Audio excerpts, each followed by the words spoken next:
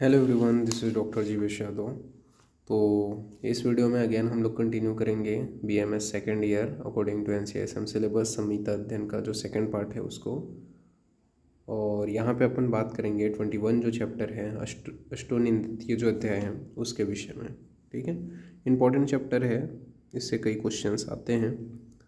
तो कंटिन्यू करते हैं ये चैप्टर। तो अष्टनिंदतीय अध्याय के अंतर्गत आपके 8 प्रकार के जो निंदनीय पुरुष हैं उनका वर्णन किया गया है। तो अष्टनिंदनीय पुरुष कौन से हैं, इनके नाम आपको याद रखने हैं। जैसे कि अति दीर्घ, अति हास्व, अति लोम, अति कृष्ण, आलोम, अति घोर, अति स्थूल, अति कृष्ण। ये जो है आपके 8 प्रकार के निंदनीय पुरुष बताए गए। तो अति दीर्घ, अति लोम, आलोम, अति स्थूल, अति हास्व, अति गौर, अति कृष्ण, ये आपके जो है 8 प्रकार के निंदनीय पुरुष बताए गए हैं। ठीक है, अब यहाँ पे आपको याद रखना है, यहाँ पे सीधा चिकित्सा लिख दिया गया है। ठीक है, तो चिकित्सा जो है अति स्थूल की जो चिकित्सा है उसके पहले अति स्थूल का जो लक्षण है वो आपको याद रखना है, या कारण जो है वो आपको ध्यान में रखना है कि अति स्थूल होने का कारण क्या है। तो प्रमुख रूप से जो वात पित्तजन्य रोग हैं वो आसानी से होते हैं। ठीक है, मतलब अति स्थूल के जो कारण हैं वो 8 हैं। कौन से हैं, तो अति स्थूल के जो कारण हैं, ठीक है, वो 8 बताए गए हैं। जैसे कि वो 8 कारण कौन से हैं उसको आप नोट आउट करना चाहो तो नोट आउट कर लेना। जैसे कि अति संपूर्णता हो गया, या गुरु, मधुर, स्निग्ध ऐसे पदार्थ का ज़्यादा सेवन कर रहे हैं, व्यायाम नहीं कर रहे हैं जिसको अपन अव्यायाम बोलेंगे, अव्यवाय हो गया, दिवस स्वप्न हो गया, नित्य हर्ष हो गया, अचिंतन हो गया, बीज स्वभाव हो गया। तो ये अति स्थूल के 8 कारण बताए गए हैं। ठीक है, जो वात पित्तजन्य जो रोग हैं उनको आसानी से हो जाते हैं। अब इसमें बात करें अति जो स्थूल है उसकी चिकित्सा कैसे करते हैं। तो अति जो स्थूल होता है उसकी जो चिकित्सा है उसके विषय में यहाँ पे आपको बताएगा। उसके लक्षण भी होते हैं। ठीक है, वो आपके मेदस्वी होगा अति स्थूल। ठीक है, इसके अलावा आपका जो चल रहेगा स्फीग उधर। ठीक है, तो ये आपको देखने को मिलेगा। फिर यहाँ पे अपन बात करते हैं अति स्थूल की जो चिकित्सा है उसमें अपन क्या है, कर्षण चिकित्सा करते हैं। कर्षण चिकित्सा या गुरु अवतर्पण जो द्रव्य है उनका प्रयोग करके उसकी चिकित्सा करते हैं। तो कर्षण चिकित्सा करते हैं, गुरु अवतर्पण जो द्रव्य है उनका प्रयोग करके उसकी चिकित्सा करते हैं। तो यहाँ पे अति स्थूल की जो चिकित्सा है वो आपको ध्यान में रखना है। तो पासवर्ड जो है वो इसका अति स्थूल ही रहेगा, सेम अति स्थूल बस लिखना है तो ये PDF आपका ओपन हो जाएगा। ओके, तो चिकित्सा में अपन क्या करते हैं, कर्षण चिकित्सा करते हैं या गुरु अवतर्पण जो द्रव्य है उनका प्रयोग करते हैं तथा मेद मास की वृद्धि करते हैं अति स्थूल में। अब यहाँ पे अति स्थूल के जो दोष है वो क्या बताए गए हैं। तो अति स्थूल के जो दोष है वो यहाँ पे आपका बताए गए हैं कि 8 प्रकार के दोष हैं। ये पूछा जाता है कि अति स्थूल के कितने दोष हैं, 8 प्रकार के दोष हैं। जैसे कि आयु का ह्रास हो जाना, यानी कि आयु जो है शीघ्रता से क्षय हो जाता है। निरुत्साह, यानी कि उत्साह की हानि हो जाती है। साथ ही साथ आपका मैथुन में काठिन्यता होती है, दुर्बलता की उत्पत्ति हो जाती है, शरीर में दुर्गंधता की उत्पत्ति होती है, पसीने की उत्पत्ति होती है, अधिक भूख का लगना, अधिक प्यास का लगना।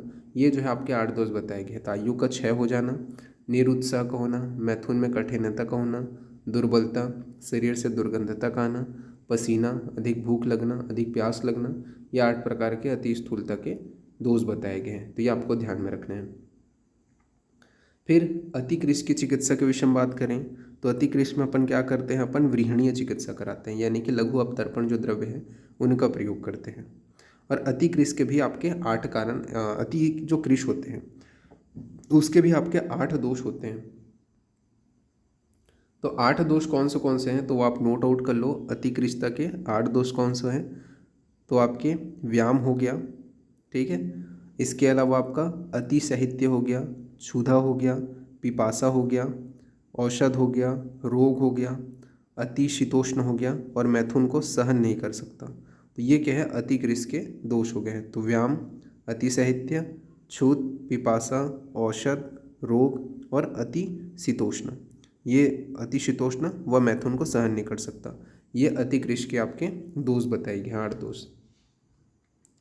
ठीक है, अति कृश और अति स्थूल मतलब अति क्रिस से जो है अति स्थूल जो है वो श्रेष्ठ होता है, ये यहाँ पे आपका बताया गया है। ओके, तो ये चीज़ याद रखना, श्रेष्ठता का जो कारण है अति स्थूल में से जो अति क्रिस है उससे अति स्थूल जो है वो श्रेष्ठ होते हैं, ये यहाँ पे आपका बताया गया है। तो ये आपको ध्यान में रखना है।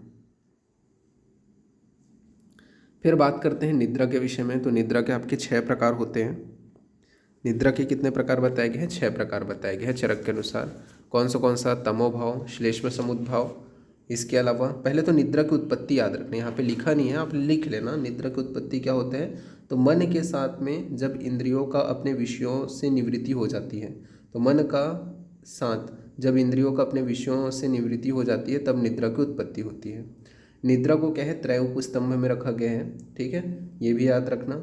सम्यक निद्रा अगर लेते हैं तो सुख दुख पुष्टि कार्य। सम्यक निद्रा के आश्रित कौन सा होता है? तो सुख दुख पुष्टि कार्य, बल अबल, वृषता क्लीनता, ज्ञान अज्ञान तथा जीवन मृत्यु, ये सम्यक निद्रा के आश्रित होते हैं, ठीक है। और अति या अकाल या निद्रा का परिणाम जो है वो आरोग्य या तथा आयु का नाश होना, ठीक है। एक तो आप सही समय में निद्रा लोगे तो आरोग्यकर होगा, लेकिन अकाल निद्रा या अति निद्रा ले रहे हो तो उसका परिणाम आयु का नाश होगा, ठीक है। तो ये आपको ध्यान में रखना है। फिर वही मैंने बोला कि निद्रा के जो टाइप हैं वो 6 प्रकार हैं। तमोभाव, श्लेष्म समुद्भाव, मना शरीर श्रम भाव। इसके अलावा आपका आगुंतकीय, व्याध्य अनुवर्तनीय, रात्रि स्वभाव प्रभाव। तो तमोभाव जो होते हैं, तमोभाव जो निद्रा है उसके विषय में याद रखना कि जो तमोभाव निद्रा होते हैं वो क्या होता है आपका? दुख का मूल होते हैं, अरिष्ट सूचक होते हैं तथा तमोगुण की प्रधानता वाला होता है। तो ये तमोभाव निद्रा के लिए बोला गया है। इसके अलावा आपका श्लेष्म समुद्भाव जो निद्रा होते हैं उसके विषय में ये क्या है? कफ की अधिकता के कारण होता है। मन शरीर श्रम भाव जो निद्रा होता है वो मन तथा शरीर के थकने के कारण जो निद्रा की उत्पत्ति होती है वो मन शरीर श्रम भाव कहलाएगा। आगंतुकी जो निद्रा होते हैं वो अरिष्टकर होते हैं। व्याध्य अनुवर्तनीय जो निद्रा होते हैं वो व्याधि का अनुवर्तन करते हैं। रात्रि स्वभाव प्रभाव जो निद्रा होती है वो भूत धात्री होती है, ठीक है। तो विभिन्न प्रकार के यहाँ पे आपके चीज़ों को जो निद्रा है उसके विषय में बताया गया है, तो ये आपको ध्यान में रखना है, ठीक है। जो निद्रा होते हैं इसमें आपका प्रमुख रूप से याद रखें, रात्रि स्वभाव प्रभाव जो निद्रा होती है उसे भूत धात्री भी कहा जाता है। तो नोट आउट कर लेना, रात्रि स्वभाव जो निद्रा है उसे भूत धात्री भी कहा जाता है। और तमोभाव जो निद्रा है उसे पापो क्या बोलते हैं? तमोभाव जो निद्रा होते हैं उसे अपन क्या बोलेंगे? पापों का मूल माना जाता है, ठीक है, या दुख मूल या पापों का मूल माना जाता है। शेष जो 4 निद्राएं हैं, ठीक है, उसको व्याधि निर्दिष्ट बताया गया है, ठीक है, यानी कि व्याधि निर्देशक होते हैं जो 4 निद्राएं, श्लेष्म समुद्भाव, मन शरीर संभाव, आगंतुकीय, व्याध्यानुवर्तनीय, ठीक है। तो ये आपको ध्यान में रखना है। तो इस प्रकार से इसके अलावा निद्रा नाश के हेतु लिख लेना, 5 हेतु बताए गए हैं निद्रा नाश के। कार्य का व्यवस्था होना, कार्य में व्यस्तता का होना पहला है हेतु। दूसरा है आपका प्रतिकूल समय का होना। तीसरा आपका विकारग्रस्त होना। चौथा आपका वात पित्त प्रकृति का होना। और 5वां आपका वात का प्रकोप का होना। ये क्या है? निद्रा नाश के हेतु हैं। अब निद्रा निर्विकार के उपाय में क्या करना है? तो उस कंडीशन में काय विरेचन, शिरोविरेचन, वमन, चिंतन, भय, क्रोध, ठीक है, ये निद्रा निर्विकार के उपाय हैं।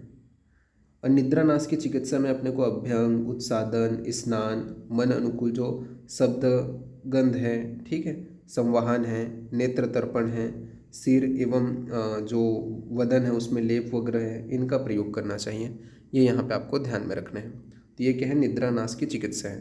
तो ये जो है इसमें ऐड ऑन नहीं हुए हैं तो वो आप जो है ऐड ऑन कर लेना। तो इस प्रकार से ये इतने ही इंपॉर्टेंट पॉइंट हैं जो आपको ध्यान में रखने हैं। इसके अलावा कुछ और पॉइंट्स को आप जो है बुक से जो है वो पढ़ सकते हो, ठीक है। जैसे कि आपका प्रमुख रूप से अष्टनिंदित जो पुरुष है उसके 8 प्रकार के क्या क्या जो लक्षण हैं, ठीक है। प्रमुख रूप से अति स्थूल व अति कृष्ण से क्वेश्चन आते हैं, बट ये अष्टनिंदित पुरुष को अच्छे से पढ़ लेना, उसकी चिकित्सा क्या करते हैं उसको भी।